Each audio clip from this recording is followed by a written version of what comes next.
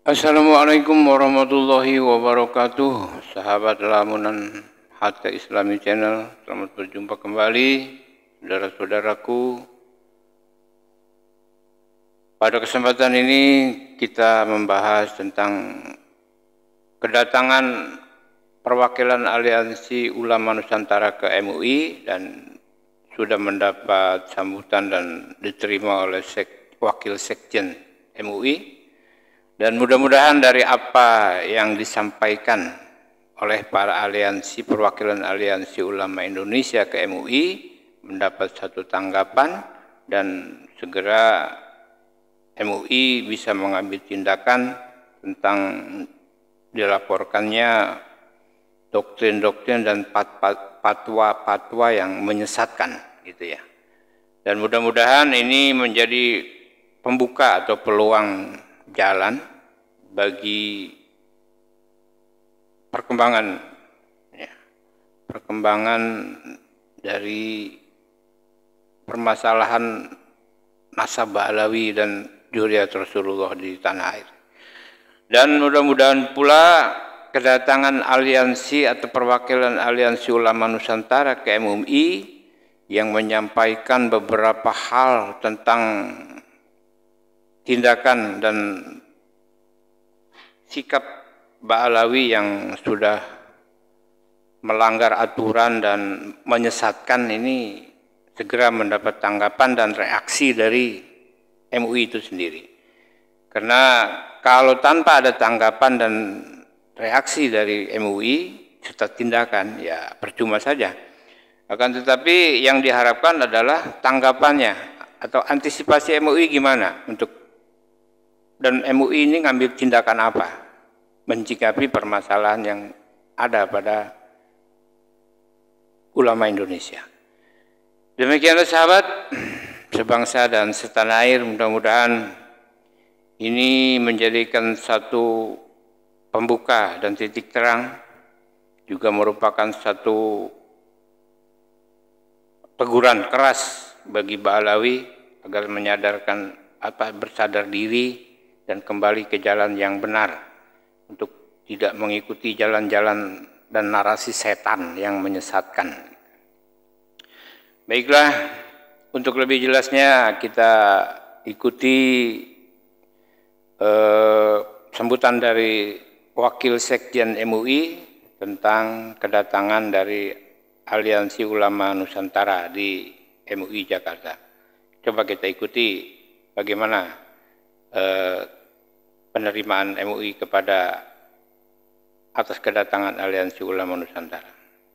Assalamualaikum warahmatullahi wabarakatuh. Waalaikumsalam warahmatullahi wabarakatuh. Sore hari ini MUI mendapatkan tamu rombongan dari Aliansi Cinta Ulama Nusantara melaporkan berbagai hal, antara lain tentang penyimpangan pernyataan dari oknum-oknum Ba'alawi dalam ceramah-ceramahnya supaya MUI punya sikap. Saya jawab bahwa ini ranahnya komisi pengkajian.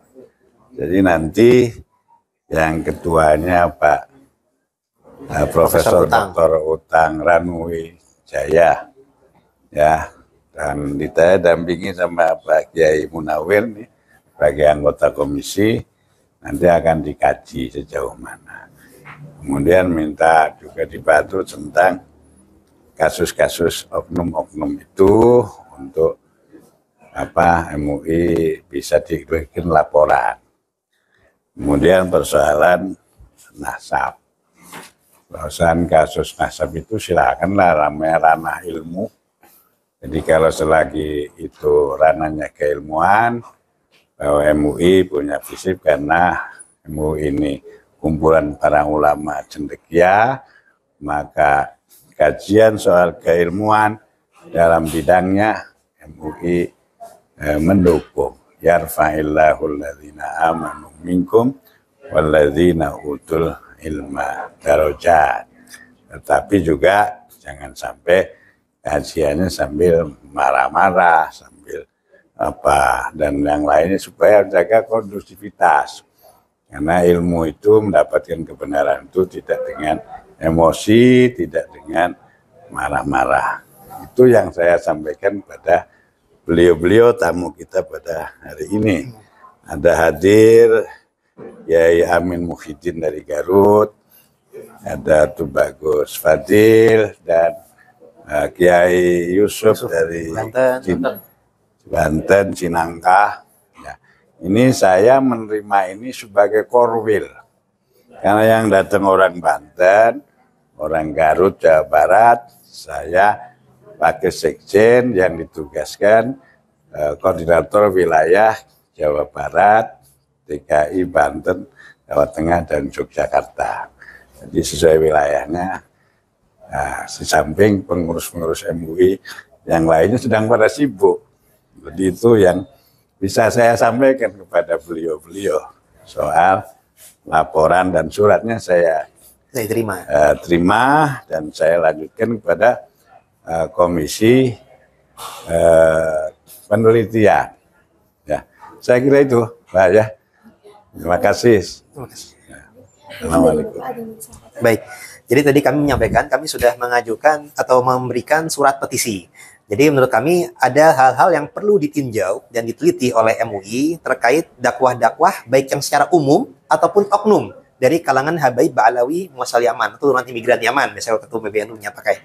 Jadi MUI sendiri kami sudah meneliti ada 10 kriteria sesat biasanya dari MUI. Kami melihat 5 diantaranya ini masuk kepada ranahnya kelakuan ceramah-ceramah daripada para Habaib Ba'alawi Muasal Yaman.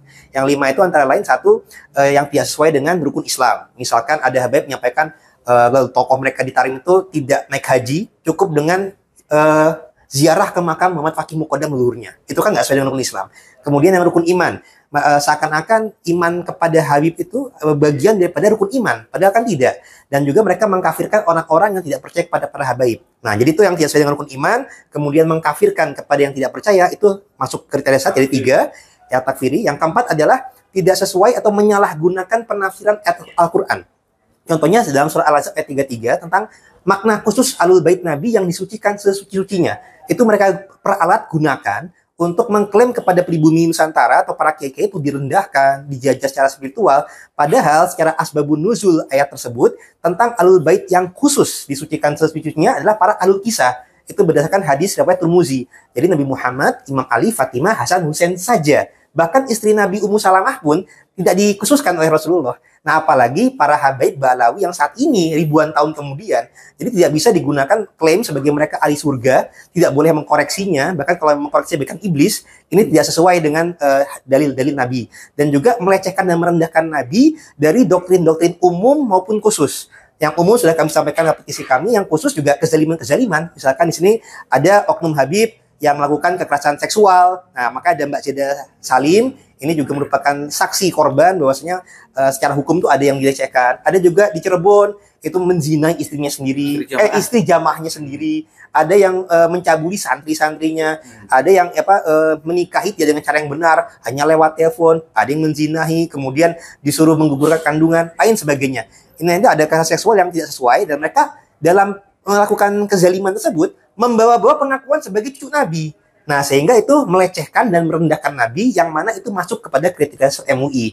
Jadi kami di sini sedang jalur hukum, kami proses juga. Ada beberapa tokoh Habib yang kami sedang jalur hukum untuk kasus kekerasan seksual, ada untuk kasus ujaran kebencian, ada kasus juga fitnah pencemaran nama baik keluarga Wali Songo, ada provokasi juga ada. Nanti kita lagi proses jalur hukum, tapi dengan MUI kita minta keadilan juga karena ada tokoh keluarga kami juga yang baru sekedar nyeleneh, tidak masuk kriteria sesat, tapi itu sudah ada tokoh-tokoh MUI yang bersuara di publik, TV One.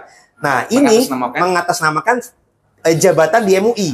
Nah, sedangkan ini para Habib Ba'alawi Yaman ini sudah 2 tahun viral, banyak kesesatan-kesesatan yang didiamkan. Makanya kami datangi untuk kita sebagai umat Islam inginnya ada keadilan sikap dari MUI ini supaya jangan pilih kasih, sama-sama merangkul umat-umat Islam Nusantara. Jadi janganlah yang cuma 1 orang saja belum masuk kriteria sesat itu sudah dikomentari di media massa, di media seolah-olah mengatasnamakan MUI. Sementara ini oknum-oknum yang masif, terlalu banyak, sudah sangat lama. Ya, bahkan beberapa doktrinnya tuh sudah masuk kitab, tapi itu didiamkan saja. Nah, kita meminta supaya ini diteliti dan dikaji dan kemudian juga ibaratnya diberikan sikap oleh MUI. Demikian dari kami. Oke, saya bisa.